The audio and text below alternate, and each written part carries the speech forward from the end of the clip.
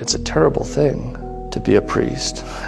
It's beautiful, in some sense. I wouldn't change it. You love it, but you have to die.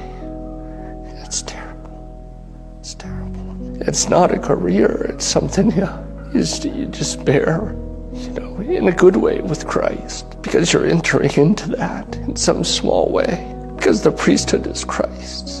And so, it's a fearful thing to be a priest. It's really a fearful thing. God help us. God help us. We're men, men who make mistakes.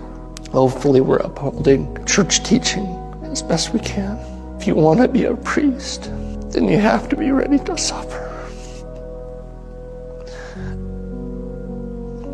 Because you have to suffer with Christ for your people and for the world around you, and then you have to love, and you have to try to love as best you can. And that's a hard thing. It's a hard thing. And there's so many temptations, There's so many temptations for priests to really pray for them.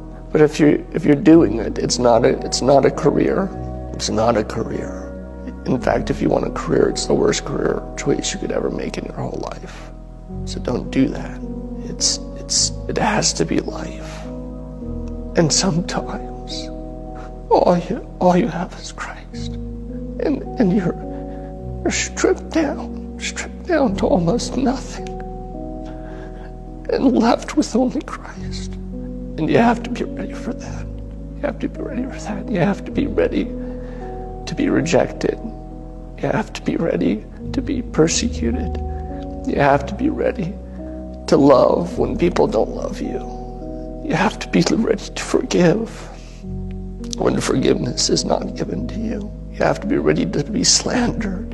You have to be ready to be spoken ill of. You have to be ready to be mocked. You have to be ready.